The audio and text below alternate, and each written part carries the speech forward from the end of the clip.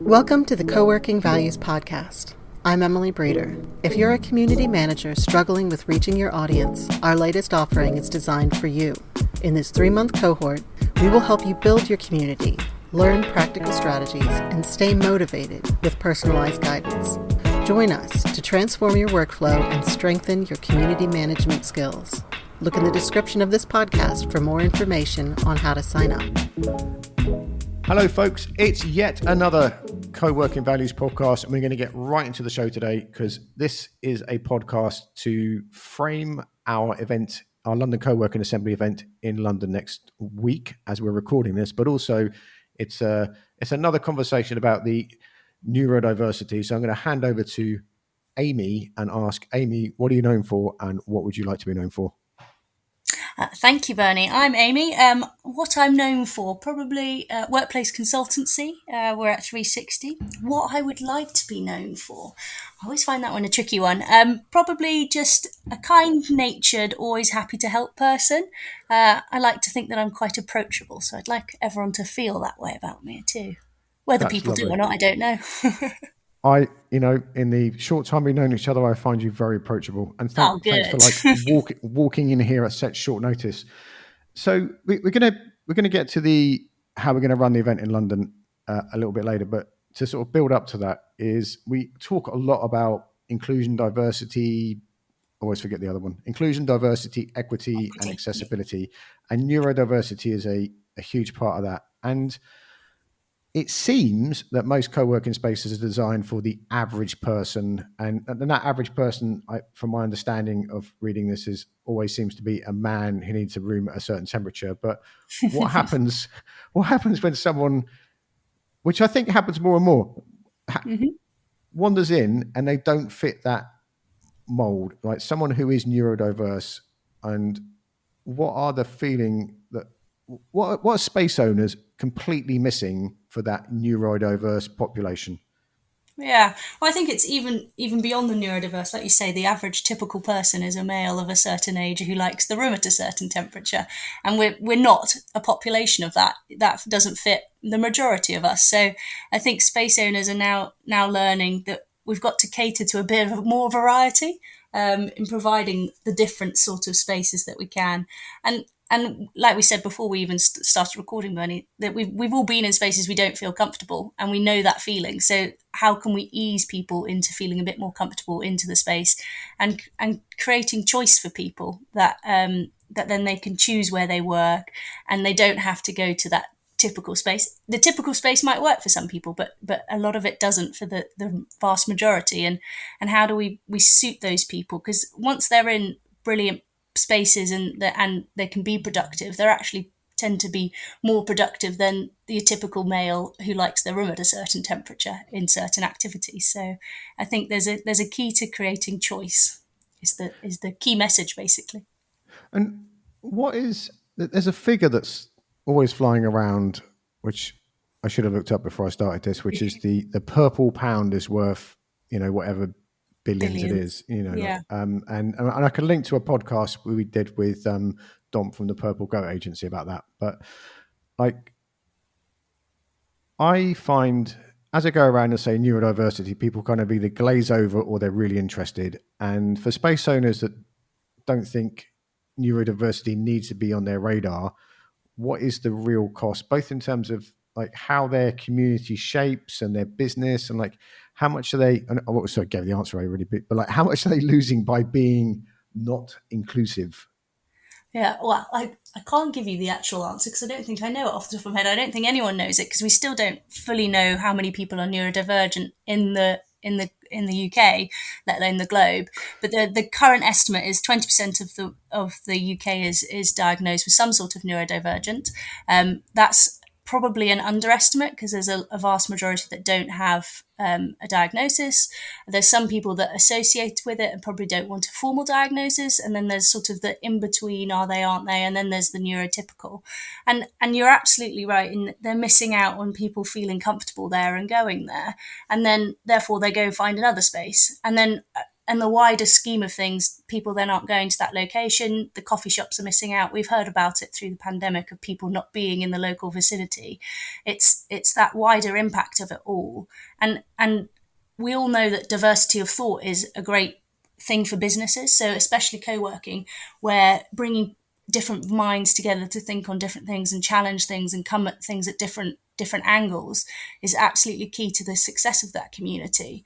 And so if we're not catering and sort of supporting those people that think differently, then we're missing out on the key point of co-working, and bringing people together and creating that community. So it's sort of a no-brainer that we start thinking in a different way and creating spaces that people feel comfortable in. So in your work, there's always these things like,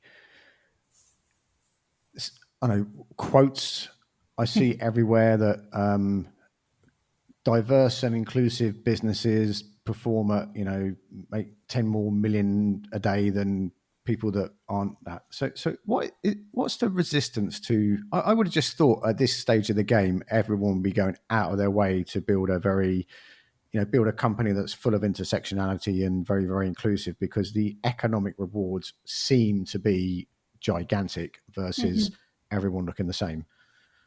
Yeah. Well, I think we're all creatures of comfort, aren't we? So there's an element of that bias of comfort. We've heard about it within just general hiring practices.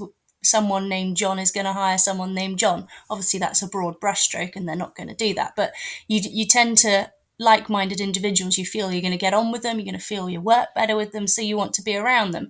When in reality, the diversity and that bit of friction and thinking about things differently and opening your mind to how people think. And yes, you might disagree, but it might make you spark a different thought or help with a different problem. I think that's where we've got to sort of start training ourselves to be that way and be open to listening to other people's views and the way they come at things. You might disagree, and that's okay, but sometimes it helps that spark that bit. And I think a lot of who we are ingrained to be is, it's quite nice to be agreed with, isn't it? So we've sort of got to get out of that mindset and start thinking differently.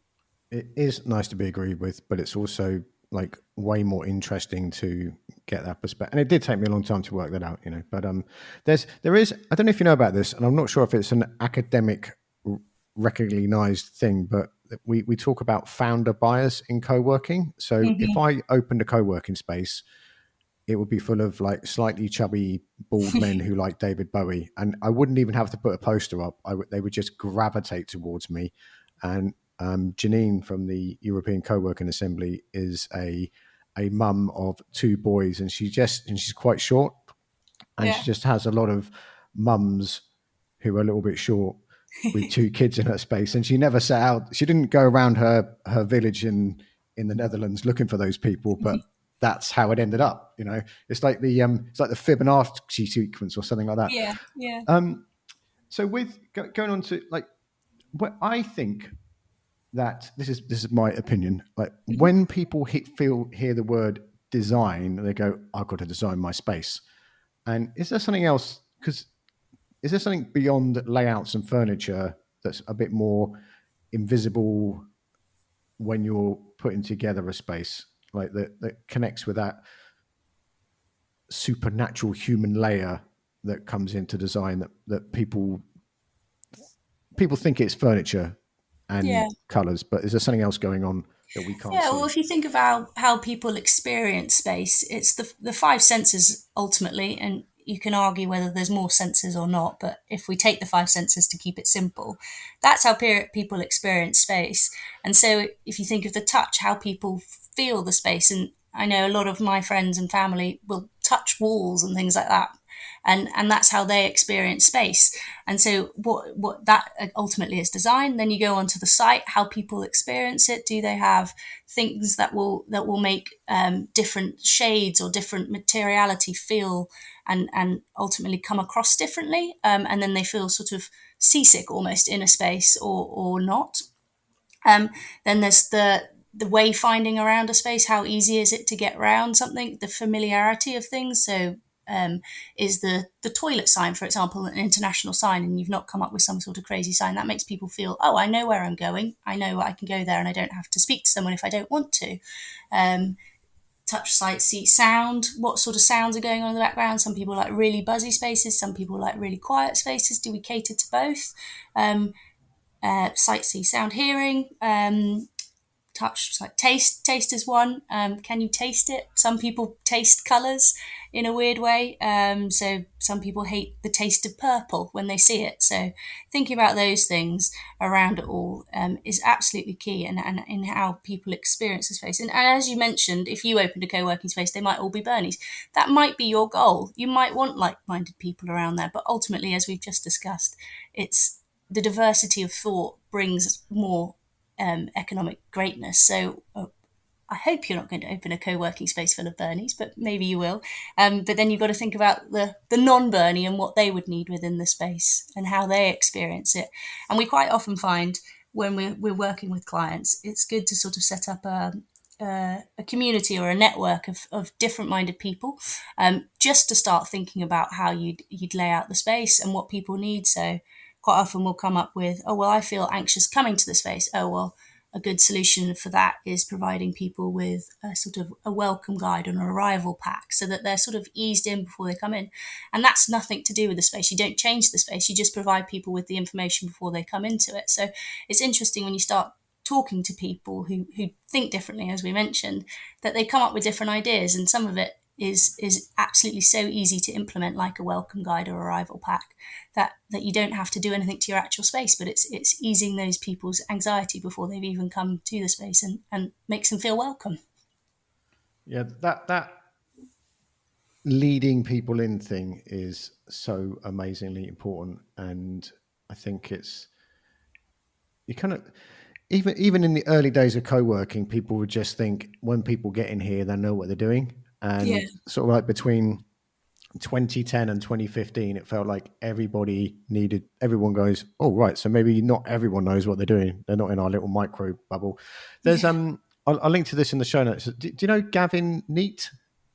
I've heard of the name, yes. He has an app that let me say this. So I will have some kind of, neurodiversity or special need, and then I will come to your co-working space or it works for a whole range of buildings. And yes, I know the app you're talking about. Yeah, I can't remember the name of it, but is it Welcome Me? I should know this. Something like that, yeah. So when you get to the thing, I don't have to say, oh, hi, I'm Bernie, I'm a bit dyslexic, and I need like tea. It will just say and explain myself in a gush of exhaustingness at the desk. You would just say, hello, Bernie, your tea's here, and, Grammarly set up for you on this computer. And it's just, and I don't have a lot of things like that, but I get nervous. I'm perfectly able-bodied, but I get nervous going into any situation. So yeah. And I think that's a key thing you just mentioned there, of even if someone doesn't want to fill out that app and be part of it, or you don't have access to it or whatever, it's the education piece. So is that concierge, that welcome person, are they educated in knowing how to talk to people? And if someone's got a physical disability, are they able to help them? But equally, a lot of disabilities aren't seen. We're talking about neurodivergent here, diversity here. They're not seen disabilities, and half them aren't even disabilities, if not more. Sorry, that's the wrong way to term it. But they're not disabilities. It's just how someone thinks. They think differently. Are your team set up to support those people that think differently and welcome them to the space and sort of help them if they need, and equally leave them alone if they need? I know there's a lot of, for example, retail stores now who do quiet shopping. So there's an hour or two on, say, a Sunday morning where it's quiet, there's music off, the staff don't approach people if they don't want to be, so you have to approach the staff if you need help. And there's a sort of a different mindset to that shopping experience. And I know people go along and that's how they prefer to shop, and now they don't shop at any other time except for that sort of quiet period on the Sunday morning. That's amazing. I always end up buying something because I feel bad, like, I don't know why. I think that's a hospitality thing, because everyone talks, and I really agree with this, but everyone talks about hospitality and co-working being in the hospitality sector. And when I worked in a 5-star hotel in Mayfair at the peak of my catering career. And it was, I'm going to say drummed into us, but in a very good way of like, our main role, is like to get the food to the table and stuff like this, but it is to anticipate the unexpressed needs of our guests. And it was so fun. And you would just learn to watch people and watch regulars, and so people didn't have to ask for something. And that was, I found that really interesting, and I got a real kick out of it too. Yeah, absolutely. And I think that's hugely underestimated, and it's coming across to the office sector now, slowly but surely, probably not quite the unanticipated expecting that the guest needs, but it definitely is getting there. Of this is all an experience. We're experiencing the space around us, we're experiencing the people around us, we're experiencing the day around us. How do we make that experience the best it can be? And you're right in that the hospitality and the co-working sector sort of coming hand in hand. What's the experience when people come to your co-working space? And is it the best that they can have, that they'll come back? Have you, I'm going to put you on the spot here. Have you read the Will Guidera book? I haven't, no. I love a good recommendation though, so writing that one down. It is the best book about catering since Anthony Bourdain, Kitchen Confidential, if you know that one. Okay, yeah, I know that one. When you read it, you feel like he knows exactly, because he does, but that's exactly what it's like to work in a restaurant situation. Before I go off on my restaurant tangent, so something that comes up a lot is, and this again happened at the Workspace Design Show when we had our panel on accessibility, is people think they need to, spend £10 million putting in all this stuff, but and they're afraid of even asking the question about the investment they need to make in changes because they don't even understand what's going on. So how can we demystify how to set your place up for neurodiversity and other accessibility things? Yeah, so making an inclusive environment isn't actually that expensive. And I think, like you say, people sort of, when you think of making an inclusive environment, your automatic thought goes to a wheelchair, which absolutely is part of it, but it's not the whole picture. And so just designing a space in the first instance actually wouldn't cost you any different from what you're going to design, but you've just forethought about different spaces to put in and how it looks and how people spend their time in that place and what they feel when they're there. So if you sort of start out with that process, you don't have to do it later on, which in a bigger picture saves you money because you've done it at the beginning and you're not having to retrofit. And so I think it's sort of that upfront thought of who you're designing for, why you're doing it, sort of what people feel when they're in the space and how they go about it. The functionality within the space is absolutely key, but it's almost better to do it at the beginning than at the end in a weird way. And I think people need to sort of, easier said than done, not be scared of it. It's better to try than not to try, if you will. So is it appropriate to say to people when, in your position, and they come and say like, "Oh, Amy, I need to design my space." Like, I mean, I'm not as nice as you. I just say, "Listen, mate, you need to pay for that now because you're going to be paying a lot more later on, and we're not going to get less need for inclusion, diversity, equity, and accessibility in the world, are we?" So, would that be like, I don't know, that's what I would want to say, but could you say that? I think you have to look at the population you're catering for, because even within the neurotypical population, there's differences. So you've got people who you can then typically put in sales who are maybe more outgoing and prefer a bit of background noise, or you've got someone who's an engineering and they're coding something and who would like a bit more quiet and a darker space. And that's not even looking at neurodivergence. So then when you add that on as a layer as well, you're only helping the people that you're working with, and you as a co-working space owner, you think some way, but you might have a co-founder or a partner, or someone who works in your space who thinks a completely different way. And it's sort of good to bounce ideas off those people to sort of understand what they need and how they work. And sort of, I guess, like you said, for us, it's a no-brainer to do it.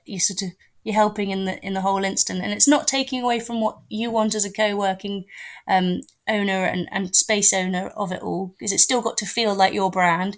You've still got to do something a bit different to sort of stand out in the market. So you still got to have your stamp on it, but it's catering to people that they can work in it regardless of how they think or do things or want to interact with space. So one last question, and then we'll get to the event. So neurodiversity, it's about intersectionality, this question. So it intersects with race, class, identity. And how, if you're talking to a space owner about this, how can they start thinking about how their space will work for everybody? And I don't want to say everybody, and I said everybody, but it is as in diversive and is actually meaningfully inclusive rather than tick boxy. That's what I'm trying to say. Yeah, well, I think if you've already got a space, ask your community what they need. That's absolutely fundamental. They're the users of the space, therefore ask them. And catering to everyone is sort of creating a diversity of space, which is how we work anyway. If you think of how you work at home, you work at it, for those that are lucky, have a desk and work at it, but you might go and work at the sofa for a little bit. You might then have one day where your children or your partner are home and it's a bit noisy, so you have to go somewhere quiet, or you might prefer to go to a cafe and have a bit of buzz around you to work. So it's thinking about that sort of option within the space, and it's not creating like extremes of here's a really bright light space and here's a really dark dungeony space. It's sort of creating the happy medium of it all with variety in it. And if you're new to the space, go out and ask your friends. We're all diverse in our thinking as is, so ask your friends, ask your family, what would they have in the space if they're working for, and thinking about your target audience. Like we said, sort of there is you had that friend in the Netherlands who's got a mum who's all slightly short and they've all got 2 children. If that's your target audience, ask that audience what they want, because there'll still be diversity within that audience of what they need. Even if you're all mums of 2, you still think and you're doing different things and you think differently. So I think it's absolutely key to ask the people what they need within the space. I shouldn't have said that about being short, because they're definitely going to not hear the end of that. Yeah. So let's get to the event, and I'm really excited about this because I think this is a huge opportunity for people that don't normally get to have in-depth conversations about everything we've been talking in this podcast. So how are we going to run that workshop on the 17th in London? Yeah, I'm excited for it too. So I'm glad you're excited. What we're going to do is we're going to start off with some lunch. Obviously, people will be very hungry, and always a good workshop starts with food, in my opinion. Then we'll kick off with a bit of an introduction to what neurodiversity is and how we can start designing for it. So these key principles around inclusive design. Then we'll go on to a bit of an activity where people start mapping out the sensors on their co-working space. So if they've got a co-working floor plan, they can bring it with them. We've also got examples that we can do this with. And that's starting to think about where people might have those noisier conversations, those quieter conversations, those people that might be affected by the smells of food. Where does the food smells come from, etc., etc. So we'll map those out. And then following that, we'll start looking at how we overlay the design. So the texture, the look and the feel, the light, the sort of familiarity around spaces, the wayfinding. So really putting it into practice of how you end up with a great inclusive environment. And then we'll wrap it all up with some quick wins. So we spoke about that there at the beginning of the welcome guide, the arrival guide. What else can we do? And what these people can take away from it to sort of start implementing straight away, which I think is absolutely a critical part to it all, because it's not all, oh my gosh, I have to change my whole space, as we were saying earlier. It's, you can do things now, you can do things tomorrow, you can do things straight away, and then you can start looking at the bigger picture of how you change it to be more inclusive. So hopefully everyone will enjoy it and find something useful that they can take away from the day. Even if they don't enjoy it, I'm going to make sure they say that they enjoyed it. Just good, I'm glad.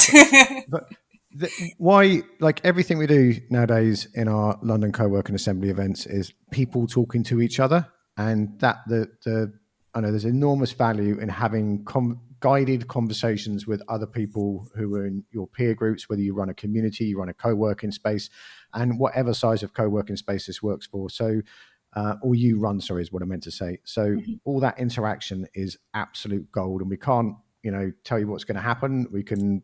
It will all happen in the room, and increasingly, like every event experience I've had, where I've gone away and put stuff into action has been a result of deep conversations with other participants, some of who I've met for the first time on that thing, and great relationships have come out of that. So, Amy, I was going to say your name backwards there. Sorry, Amy, where can people find you online? And we'll put the links in the show notes so everyone can go and connect with you. Where's the best place to get you? Absolutely. So there's LinkedIn, we can always do that. And then we've got our website, 360workplace.co.uk, where people can find some great white papers on neurodiversity and other topics that we find interesting, and reach out to us all that way. Looking forward to connecting with people. Beautiful. Thanks very much for your time, Amy. And folks, there's links to everything we've spoken about, the books, if we mentioned an app, and links to the white papers on 360 Place website, and also a link to the event. I'm going to put a link to the event, which is the London Co-working Assembly event page. So everything we're doing will always be there. And including after this event, our next thing is the Workspace Design Show, which is at the Business Design Centre in Islington. And that is in February 2025. Have a remarkable day. Be careful out there. It is a jungle.